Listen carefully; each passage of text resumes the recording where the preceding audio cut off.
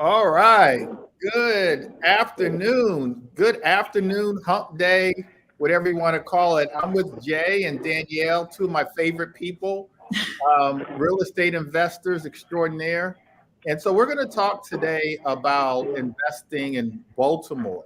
Baltimore, as most of you guys know, is one of the best places to invest in, especially if you're buying and holding real estate.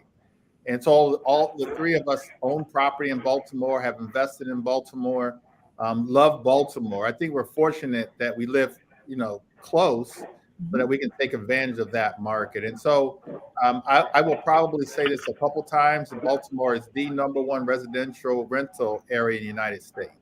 And so we'll go over all the different reasons why it is that. But let me introduce my distinguished panel. Let's start with Jay. Jay, why don't you introduce yourself and just talk a little bit about your experience investing in real estate in general? Okay, I'm Jay, everybody, short for Japera. I joined Greg's Platinum Coaching Group I think around Marches. And I joined the group because I'd always had an interest in investing in real estate and had other mentors, but I needed something a little bit more structured, somebody who had like carved out time for me. And so been in the program for that's probably about 6 months ago. And it's been a privilege. So before having met Greg, I started investing in some tax liens. We could talk a little bit more about that later in Baltimore City.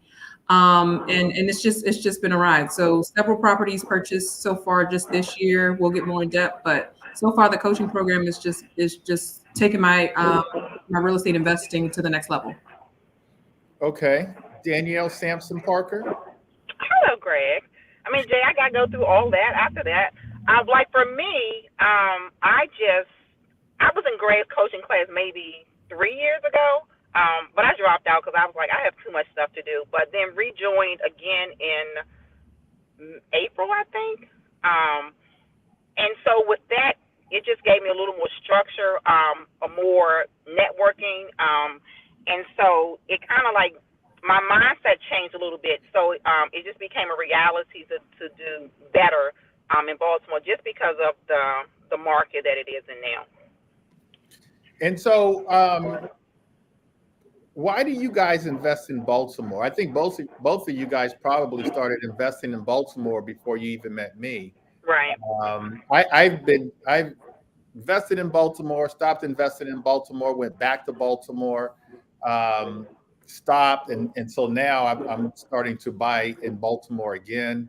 As I said earlier, I'm buying there now to primarily buy and hold.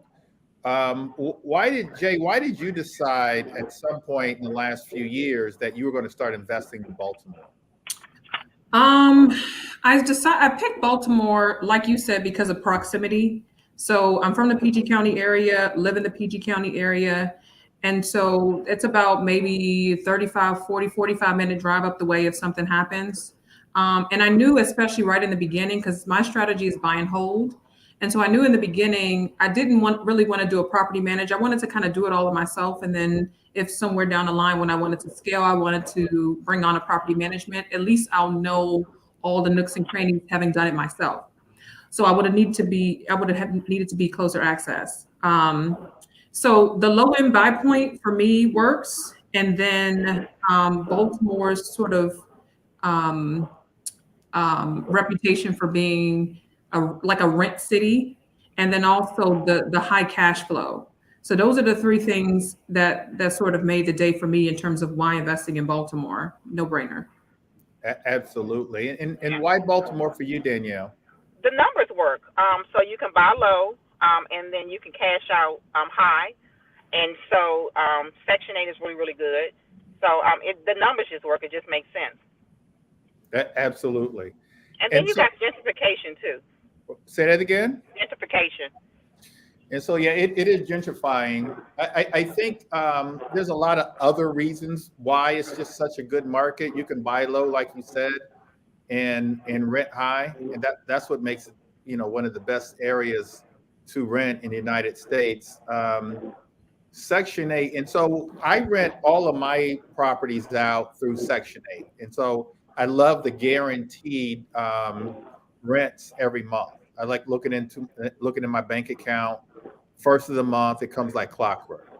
And despite whatever the market is doing, recession, depression, pandemic, whatever, you're getting your money.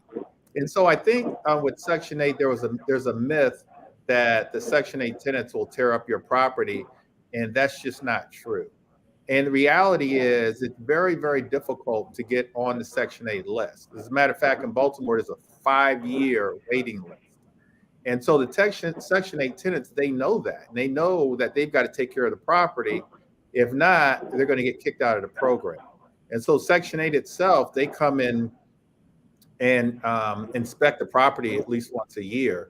And they'll tell the tenant what they need to do, and the landlord. And if neither party does it, then that landlord gets kicked. I mean, that tenant gets kicked out of the program. So they take care of the properties. In terms of strategy, I have flipped properties in Baltimore. I more so buy and hold. I agree that it's a buy and hold city. What is your and I have wholesaled properties in Baltimore as well. And so, Jay, with all the strategies, we'll talk to Danielle about Airbnb, but primarily, what is your strategy for Baltimore? So I'm a buy and hold girl. My ultimate goal is freedom and then generational wealth. So, and having that in mind, I think Baltimore. Okay. So I also operate another business, right? But that requires me to hustle. That requires me to be present. That requires me to actually work. So I wanted to park my money into things like assets, like houses in Baltimore, which would give me cash flow to sort of supplement what's going on. And then also so that, generations that are to come after me would also benefit from the decisions that I made. So buying and holding is what I want to do in Baltimore. Prince George's County is where I might consider flipping or wholesaling. And then absolutely, I'll probably wholesale if I get something in DC. So it's sort of a means to an end. And that's sort of a strategy that I carved out from being in the coaching program. Like I never thought that I would really seriously take a serious consideration to wholesaling. But having talked to you, Greg, you were like, yeah, that freedom is my ultimate goal too. But as a means to get to that ultimate goal, wholesaling and when you first started out, flipping was a way to get there. And so that's sort of the same path I'm taking too. So you just want to copy off of me? A little bit, but just be prettier at it. Absolutely. Danielle, what is your strategy? Because you've done a little bit. Seems like you've kind of done a little bit of everything. But yeah, Baltimore, what's your strategy? So for Baltimore for me is just pretty much buying a whole Airbnb and traveling nursing. So I did a flip in Baltimore, and it wasn't a disaster. It took way longer than I had anticipated, and that's because of Baltimore City, the water laws. It took a whole year to get the meter installed. So I kind of lost money on that property. But for me, I do wholesaling and flipping in DC and PG County because I need my money to make sure that I can buy and hold in Baltimore. So different from Jay just like to buy and hold all the time. I keep telling her you can't do that. So you have to use other people's money in order to buy and hold. So that's what I do. Mm-hmm. So it's gang up on Jay Day? Yeah, the thing about that, Danielle, is that Jay doesn't listen. That's the problem. I'm getting better, guys. She is. Thank you. And so you guys talk to me about your finding. Well, number one, how do you find properties? How do you finance the properties? Like, what's your strategy there? We can start with you, Jay. How are you finding them? And then how are you financing? Are you paying cash, hard money, long-term financing? What are you doing? Okay, so how I found the first, we probably actually should have a more extensive conversation about this at some other time, but I like investing in tax liens because it actually allows me to buy what I think is portfolios for pennies on the dollar. And there's a way to strategically do that, like research them ahead of time and all those things. But that's why I like tax lien properties. Now it's not right away, right? There's a whole foreclosure process. There's attorneys involved and all those things.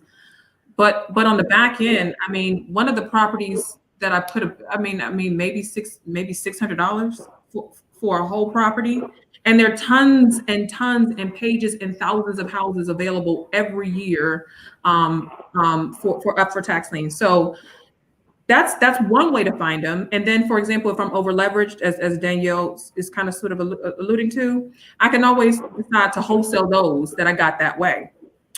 All right, so that's one way. Another way is, again, okay, how I found Windsor, for example, and that's home run. I was a part of the coaching program, and we were visiting another one of my investor sisters' properties, Iris. And I literally just asked her, "How did you find the property?" And she was like, "I found it from this wholesaler right here." And so, in addition to being, because I buy a whole, in addition to being both a landlord, I'm also a cash buyer in some capacities, and obviously a wholesaler or a flipper in others. And so I just got on Kathy's list, and when Windsor became available, I made an offer on it, and a couple of weeks later, it was accepted. So that's one way. Another way is I also do the auction properties. I mean, auctions. So Ashland Auction, I got 2 properties from there. So I'm a little shisty. I bid when it's like 30 seconds left, and the person already thinks they got it, and I'm like, nope. So that's what I do. Yeah. So and there's things to that too. Like you got to make sure you have at least the earnest money deposit and all those things. But those are the 3 ways for now that I found properties. So tax liens, wholesaler list, and then auction.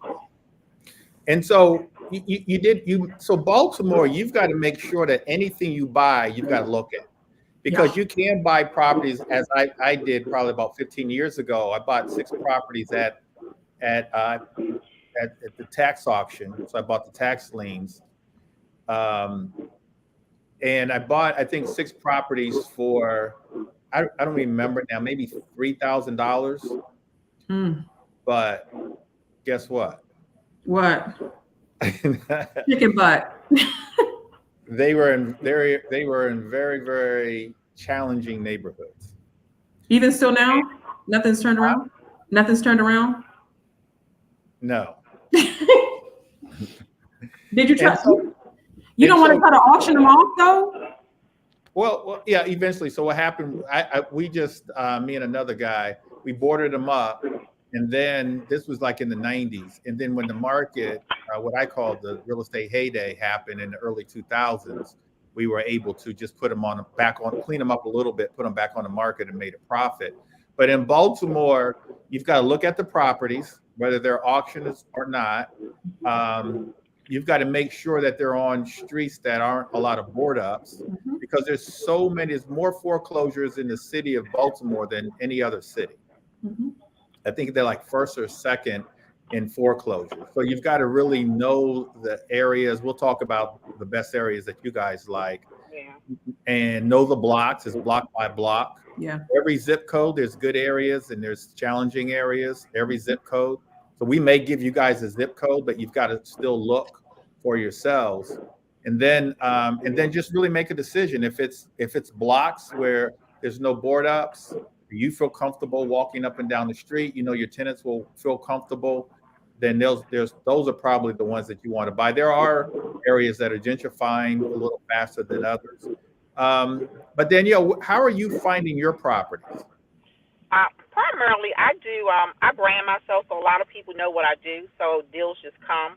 I also have a networking group, and so just by networking, just within this group, we all share each other's properties, ideas and things like that. So that's a way that I also get them. Auction properties is always a plus. I haven't looked at the tax lien. I have the list for this year, so I am going to do at least 3 of those, probably by the end of the year. So pretty much just branding and networking. In auctions, and okay. I don't buy in blue light districts. I only like areas that I feel safe in. I have bought in those areas, but I don't do that anymore because I'm now saving enough to know what I want in Baltimore versus what I don't. Good. Either one of you guys interested in multifamily? I am. Me too. That's my goal for next year. Yeah. Because I will tell you, here in our area, Baltimore is the best place for multifamily. And so obviously it's what we just said. You've got to pick the right neighborhoods for them. But like last year, I had opportunities in like Bolton Hill, Reservoir Hill. Those are great areas. And so someone told me the other day, I took a note. I think she said that there was over 200,000. Let me get my notes real quick. Over 200,000 multifamily properties in Baltimore. It's something like that. 200,000. That's incredible. And they're very, very affordable compared to here where we're close to DC. 200,000, I think she said 198,000 multifamily properties in Baltimore. And so it's great opportunity. And we talk about finding properties, tax lien sales, auction properties. I've tried a little bit of everything in Baltimore in terms of marketing. I've had VAs call, and that has worked for me. Postcards have worked for me. Everything that I've done there to market for properties works. And so I would say you guys have, especially those of you guys who are in my coaching program, we talk about a lots of different ways to find the opportunities. And so everything works in Baltimore. And so, but like I try to tell Jay, and Jay finds a lot of properties, can't buy them all. And so you do have to have a strategy, a cash building strategy where you're wholesaling these properties and you're taking the cash. I think Danielle mentioned that, to then buy and hold. And so we're finding them. I guess people would ask me, well, how do you finance them? Are you paying cash? Are you getting loans? How are you doing that? We'll start with you, Jay.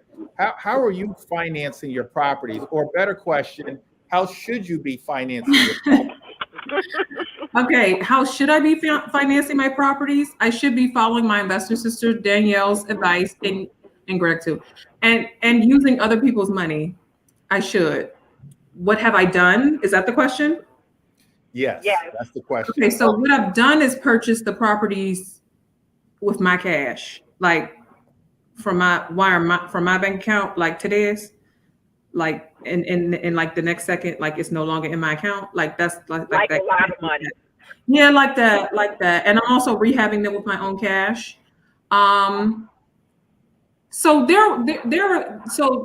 all right, in hindsight, I mean, the numbers work so well with Windsor. I just should have used other people's money just because I would have then had the cash to do just other things.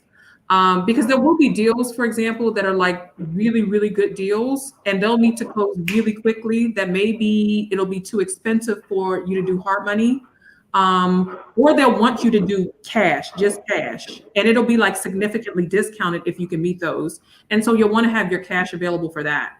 But I'm a little baby who don't listen. And so there's that. Because what it also does is tie my cash up for 6 months. If I want to refi out and then take some of the equity out and put that towards other deals tax-free. So there's that. I've been using my cash, all of them that I purchased this year, I've used my cash. And so I'm probably gonna get put out by the end of the year, and that's fine because I'm not gonna have enough to pay my bills. but so now that makes me, so that puts me, I got fire under me to do some more wholesaling. And so I'm actually working on a probate deal now that should be, I hope to Dana it by the beginning of next year. But it's been a lesson learned. Greg is an advocate of using other people's money and all those things. Baltimore can be a little tricky in terms of finding hard money because they want to know block by block, right? They want to really vet the deal to make sure it's going to be a good deal for you because it means their money tied up in it as well. And so the points can be a little bit higher, and the interest rates can be a little bit higher, especially also if you're a new investor. But again, in hindsight, the numbers for Windsor just work so well. I just should have done it in the beginning. Yeah, I'll speak about that. But Danielle, how are you financing the Airbnb that you just recently purchased? How did you finance that property? Actually, I had a loan for that one. I went to Tasha. So that one, I did financing, but I used my own cash to do the rehab, and I think I spent like maybe 45, in rehab costs. And I'm kind of glad that I did because of the fact, that I'm already locked into a loan. So, and then the interest rates are going up.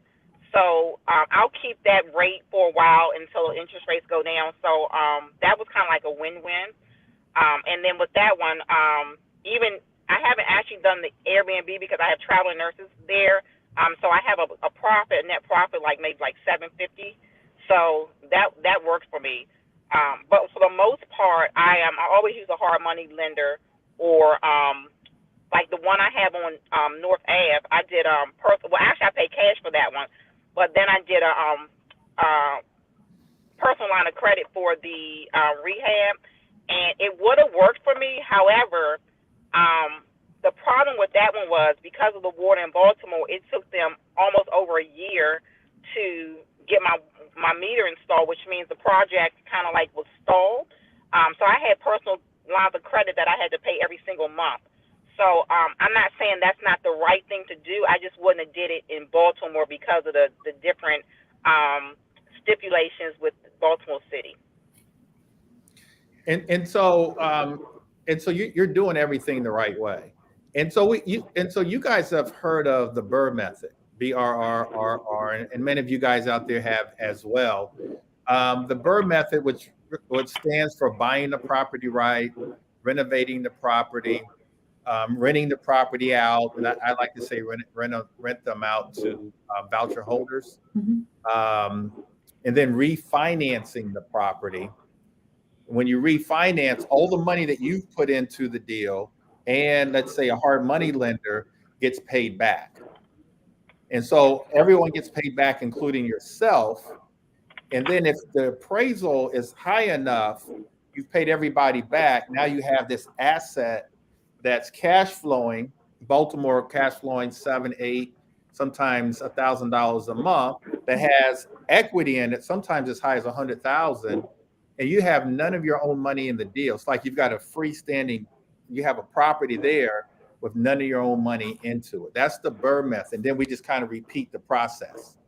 Burr works best in our area in Baltimore. And the reason is because we're able to buy below Mayo. So Mayo stands for Mayo's MAO, maximum allowable offer. That's the offer that we make on a property, and we buy at basically 70% of the after repair value minus repair costs.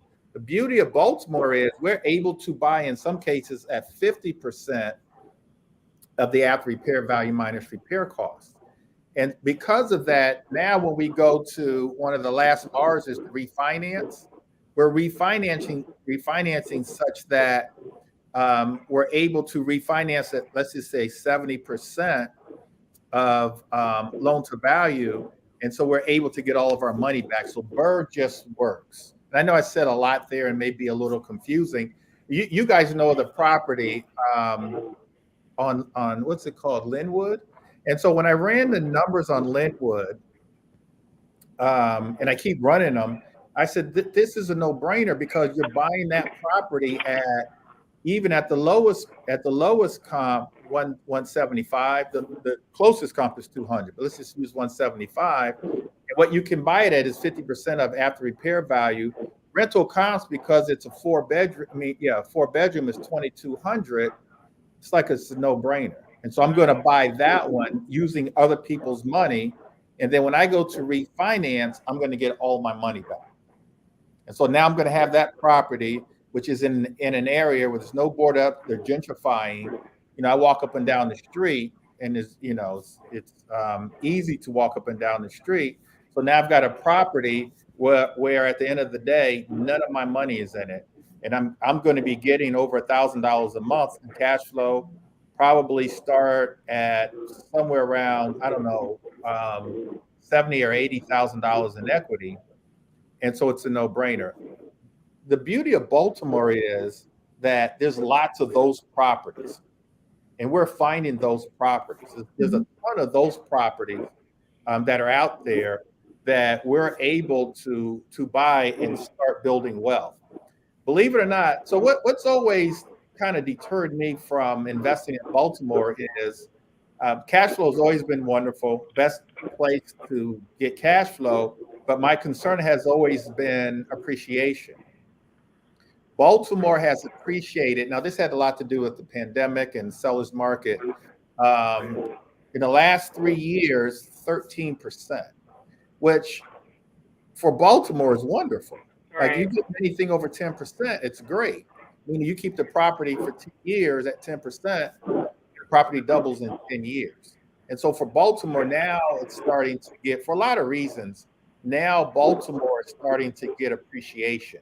And so now you've always had the cash flow and you'll continue to get the cash flow, but now you're getting appreciation. And so, which just makes Baltimore even better. And so people always ask me, where should I invest in Baltimore? What are my favorite neighborhoods? What are you guys' favorite neighborhoods? Where do you guys invest in? Go ahead, Jay. Go ahead, Danielle. Oh, you want to know where I want to invest? So I like Mount Vernon. I like Fells Point. I like Camden. I like Little Italy. Love Federal Hill. Pigstown. She So I likes all like. the little She like bougie all the areas. money places. Yeah, I like those, but I like those. But I also like to find the deals in those areas. Yeah. So, I had one on Northwest. That's where The Wire and all that was filmed at. I paid $23,000 for that one. But for me, the reason why I was always scared to invest in Baltimore was because of the myth of The Wire. And that's just not what I want to do. I didn't understand the city. I didn't understand the culture. So it kind of deterred me for that. But now when you see a whole different side of Baltimore, like in those places, I would actually live there.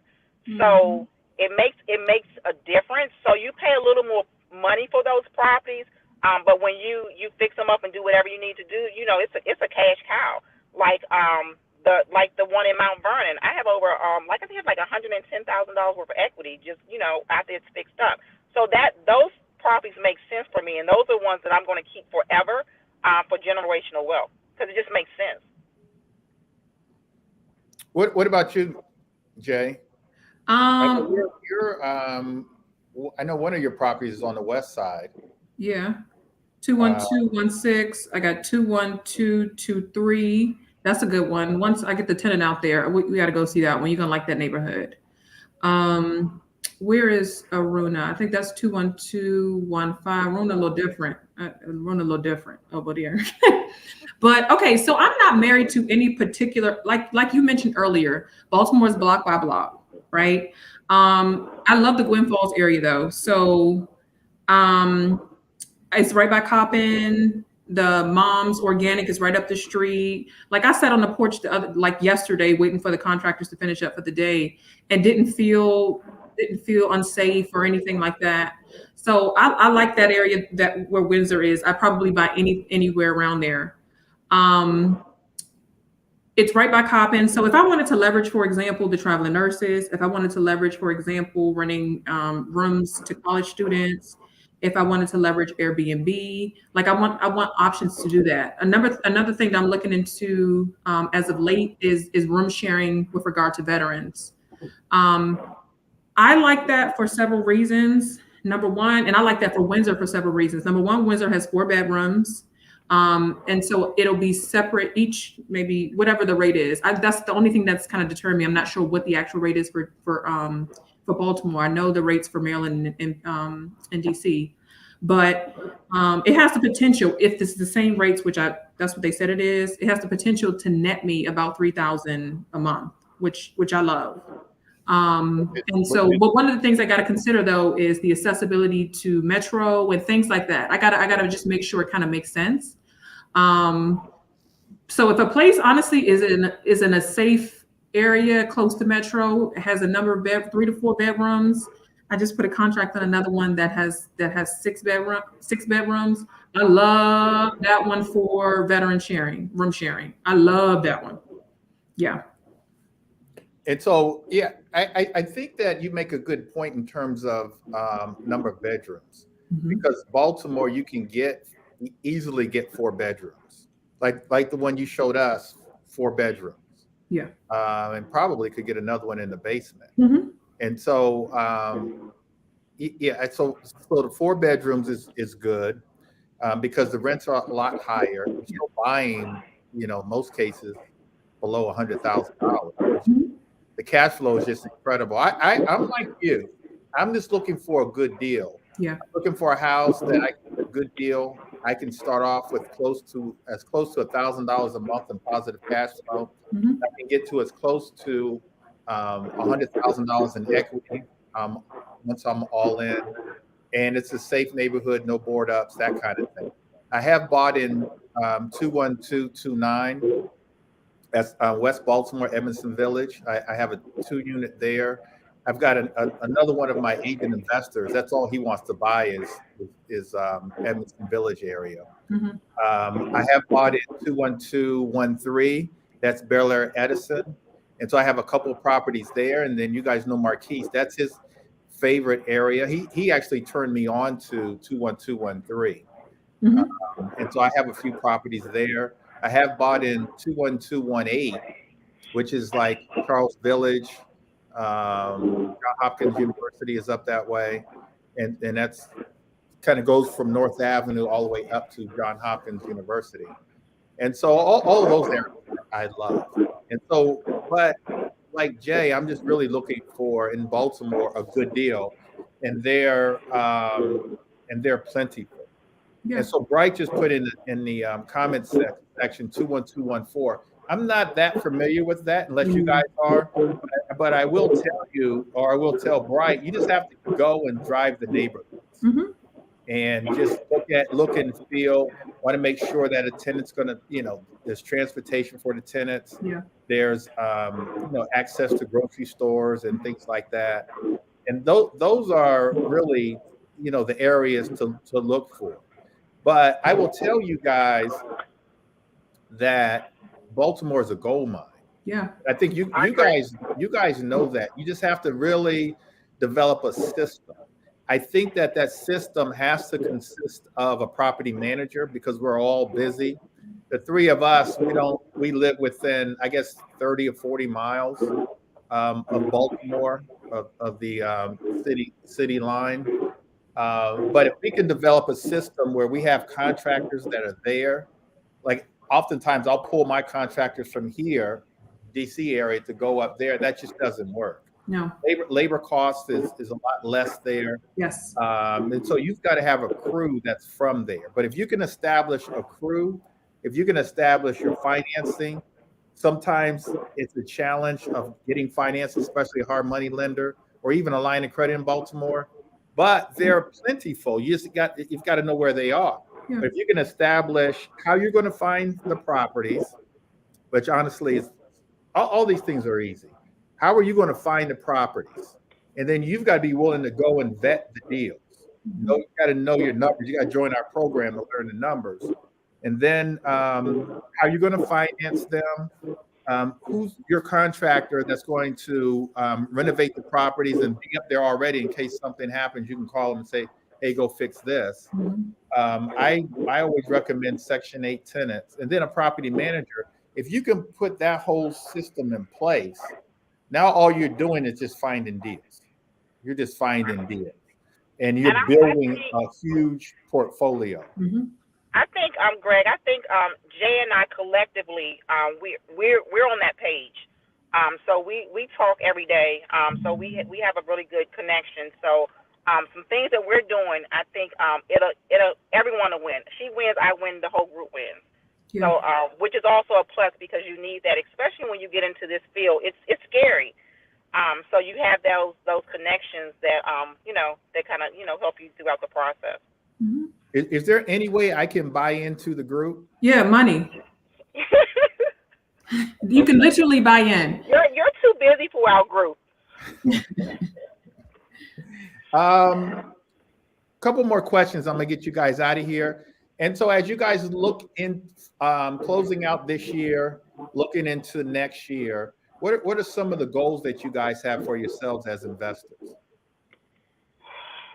Well, for me, I have 4 wholesale deals that's coming up. I think I'm gonna keep one because it's a really really nice single family home in DC. So I think that's a really good buy and hold. Next year I do want to do a single family. I'm not a single family. I want to do a multi-family home. So that's on my radar. And then I also want to do. I have another female group that Tasha and I are looking into. So we talked about that this year, but definitely next year we're going to have to make that happen. And then I know I'm going to do at least maybe like 4 buy and holds next year. So, and those are realistic goals. And then I just need to ramp up my marketing. So, and so I can make sure that, my referrals and things like that are continually to come in. Mm-hmm. Yeah, branding, marketing, doing stuff like this, but doing it on your own. You and Jay do a podcast, or you and the ladies group do a podcast. But I do think, Danielle, that those are very, very realistic goals. Because sometimes my goals are too lofty, and I put myself under a certain amount of pressure. But I think what you're doing for yourself and for your family is great, and I think those are realistic goals. What about you, Ms. J? So I had a goal of closing on 1 property a month. So I wanted to end this year with 6 properties. In August, I closed on 2. So Danielle is like, don't you close on another property until you do a wholesale deal. So I've been working wholesale deals. I've been ramping up my marketing. I've committed to myself to really sit down and really give wholesaling because anything I touch and I put my mind to gold. Well, please. So just kidding. But so there are deals out there. Like, for example, true story. So a young lady called me on Wednesday. She wanted to sell. So she's an older lady. She wanted to sell up her property. She getting older. She literally said this: I'm getting older. People don't take care of my property. It's an investment property, blah, blah, blah. So I said, what's the address, blah, blah. So I kept calling her. So now I'm going to call her at different times because you're going to answer me. So I left the voice message. Turns out when she called me, she was calling me from her daughter number. So she wasn't getting my calls, and somebody put the property under contract on Friday. So they beat me to it. So of course I told her, like you suggested in the coaching program, hey, if anything falls through, because like you said, 30% of deals do, just keep me in mind. But that's an example of people who are ready. They're ready to let go of their properties, and it's an opportunity for you to wholesale. So I'm working on now. I'm down to 3 wholesale deals that I'm working on before year end. I also have a portfolio of tax lien properties that are going to probably be all ready for me by January 1. So I think I'm going to pause on the buying because I have 16 of them coming in that'll need to be rehabbed. And that's a lot for me to do, especially because I'm still kind of in the beginning stages. I don't have a team. I don't have contractors under like retainer that that just work for me. So wholesaling is what I'm focusing on to get my cash up, and then also preparing for those tax lien properties to come in by the beginning of the year. Yeah, I like Danielle's goal of 4 buy and holds, because what she's doing is she's giving herself time to complete one. So she's giving herself 90 days to purchase a property and then renovate it, rent it out. So she's giving herself time. And with investing, even though I use the Bird method when I can, I'm going to get my money back. You do have money tied up for a few months. Even if you borrowed money, you're still putting, like down payment, stuff like that. So you want to give yourself time to complete these projects. I've been in situations over the years where I'm over leveraged, and it just doesn't feel good. Yet and still. So learn from my mistakes, Grasshopper. Learn from my mistakes. Okay. All right. So last question. We've got not a lot, but we've got some people on here that are viewing now. We'll view later.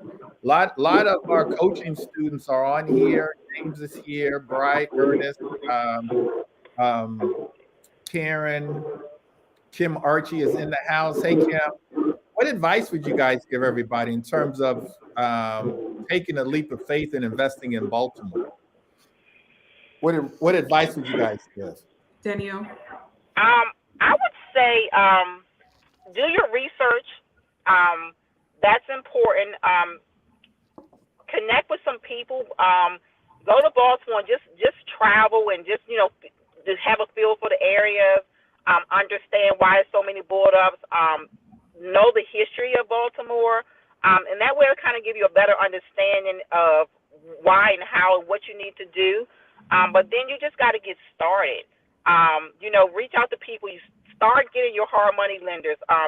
Get your credit straight.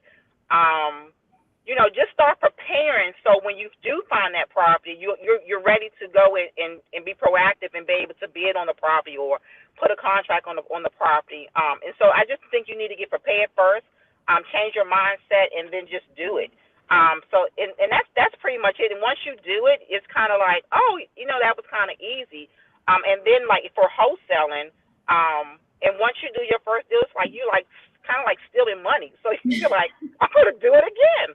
So I think you just have to be prepared for what you want to do, because if you don't have all your ducks in a row, you're guaranteed to fail. So just get everything you need to do prior to, and just get it done.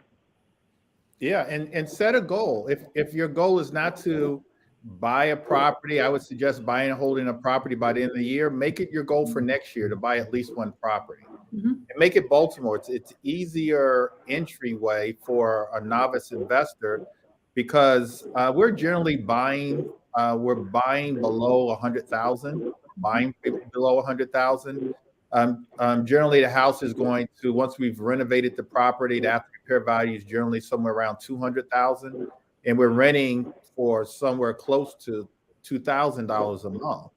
And so that's kind of generally, depending on, of course, where the property is, things like that, how many bedrooms, but those are generally the numbers. And for a newer investor, those are great numbers, mm-hmm. especially since now, for various reasons, Baltimore is starting to appreciate a lot better.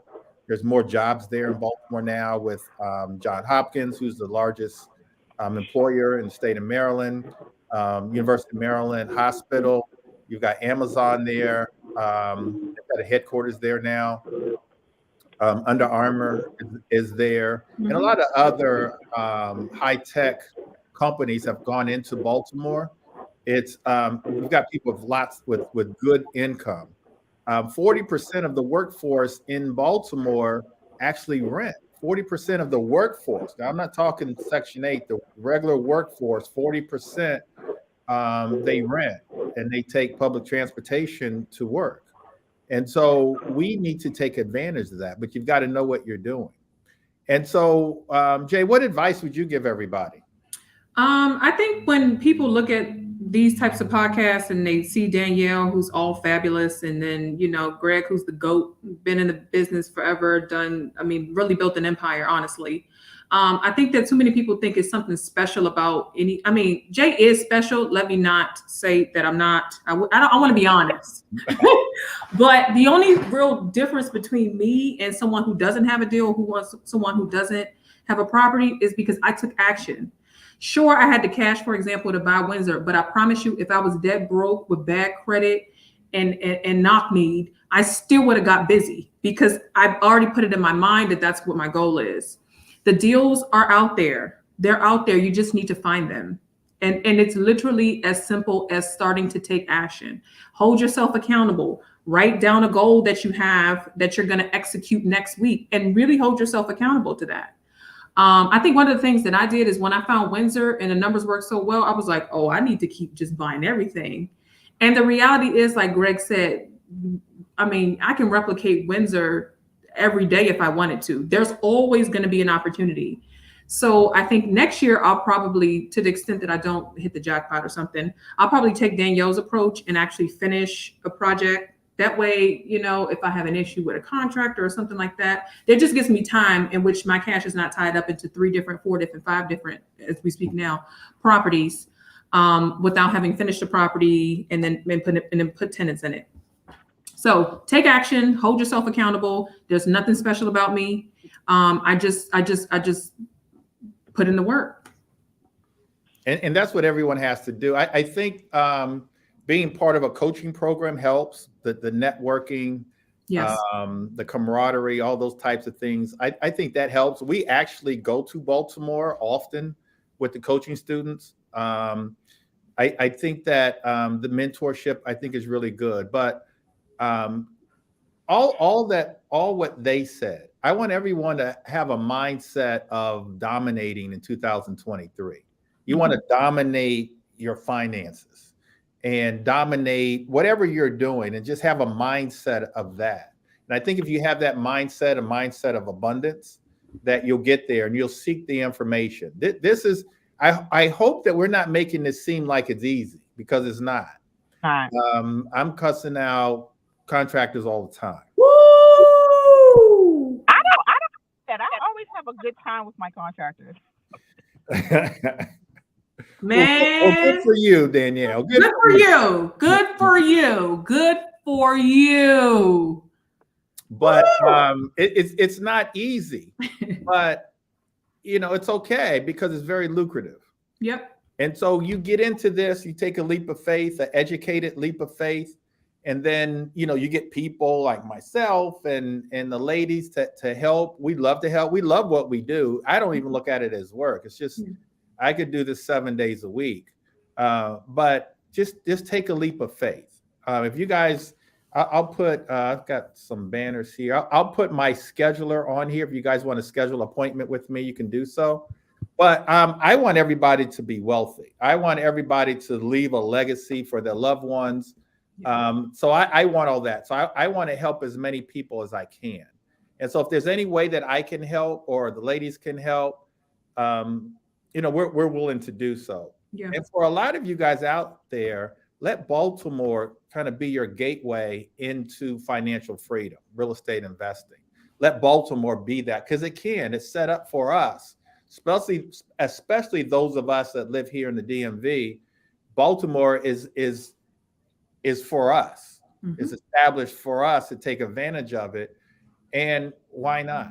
It's right there. And we've kind of navigated, none of us are from Baltimore. We've kind of navigated our way through. So we kind of know. I was proud to hear Danielle talk about all those little bougie neighborhoods that she likes. I think she likes those neighborhoods because those are the neighborhoods that have the best restaurants. Absolutely. Like for herself, she's not even thinking like, no. She likes those neighborhoods. Let's go to Fells Point. The numbers work. They work.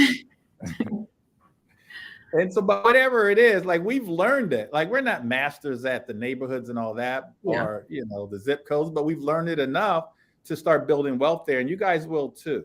And so, take a leap of faith, take action. Let's go.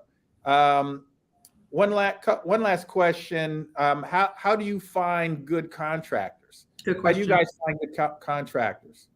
So all of my contractors are referral based. I haven't used anybody that wasn't referred. I haven't used anybody whose work I haven't seen, and just luckily every contractor that I had so far, we mesh well together. So and they kind of know what my expectations are, and I know what their expectations are. Money is king, so when you paying them on time, you don't have any issues. I don't have any, so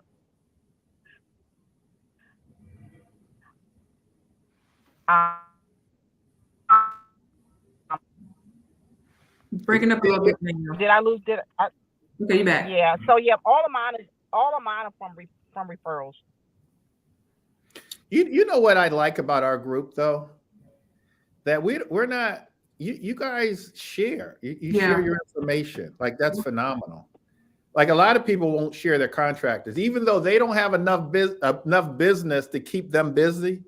They won't share them. Like it doesn't make sense to me. Like we were in a conversation yesterday. What did you say, Danielle? We share contracts. We share hard money lenders. We share everything. We share property. Like Brandon, I have a wholesale deal that someone may be interested in. So the coaching group just hit me up. But we literally share everything. And I can honestly say when I was in Graves Group maybe 3 years ago, it's nothing like it is now. It's like it's more of a family, and you can just kind of like tap in and like, okay, what do you think about this? Or, I did this, and, so I think it's really, really good. So we share a lot. It was still good 3 years ago too, No, though. it was good, but it's great now. Like, it's amazing. Like, and I think because the students kind of got together, and we have like little separate pockets where we come together. Mhm. So it's different, but it's really good. Good. Well, you guys make it that way. A couple more questions. Let's see. James is saying he's part of our group. He says he's investing in residential, commercial, and hotel properties. Angel wants to know, do either of you ladies have full-time jobs as well? I work full time. I Um, work full time. I'm also a real estate agent. I do travel. I do travel and notary. And I do investments. She does travel. I don't know about the notary part, but she does travel. Right. That's why my card now. I just did a traveling notary for a lady in a nursing home. I will say though that the majority of investors are part-time, and so they have a full-time job or full-time business, and then they're investing part-time. So most people are like that. What about you, Jay? no, I don't work full time. Well, I do work full time. I don't have a full-time job. I run businesses. And so it takes up a lot of time. I mean, I love real estate though. Like I fell in love with it. So if I can pivot like long term, that'll be ideal for me. Karen is saying, write goals, have a coach and mentor Mhm. are the keys to important components. Ernest is asking, are there any cash investors or hard money lenders in Baltimore? And so just contact me. I think the myth might be that there's not hard money lenders in Baltimore, but I mean, just off the top of my head, yeah, there are. It's just that most of us are from like the PG County, DC area. Our hard money lenders here, almost none of them will lend in Baltimore. But are there Baltimore hard money lenders, lenders that will give you a line of credit? Absolutely. Yep. Honestly, just as many there as here. Mm-hmm. I think that's it with the questions or comments. All right. I think you guys did a good job. I'm going to give you guys a B, maybe a B minus. You can just bail me. I don't need all of that. Just bail me. Please. I'm picking up the money in cash and I'm on my way. You guys get about a B minus for your performance today. Wow. Can you imagine? We'll talk about it after the podcast, some areas that you guys can improve upon. Okay, please do. I'm just messing with you guys. Thank you guys so much. Thank you guys so much. I owe you guys. Yeah. Everybody hear that? Type in chat if you hear that. Type in chat. Greg owes us. Type in chat. No, right, Greg, no, we always appreciate you. You're always there anytime we need you. I agree. It's fun. It's fun. You guys make it fun. Isn't it wonderful to have fun and make money at the same time? Absolutely. Build wealth for our families. Isn't that like wonderful? It is. All right, you guys, Baltimore, let's go. We're going to dominate next year. We're dominating, every one of us. We are dominating. That's the word of the day, domination. Let's go. All right, you guys, have a wonderful hump day, and we'll talk to you guys soon. Thank you, Greg. Bye, Danielle. See you later, girl. Bye.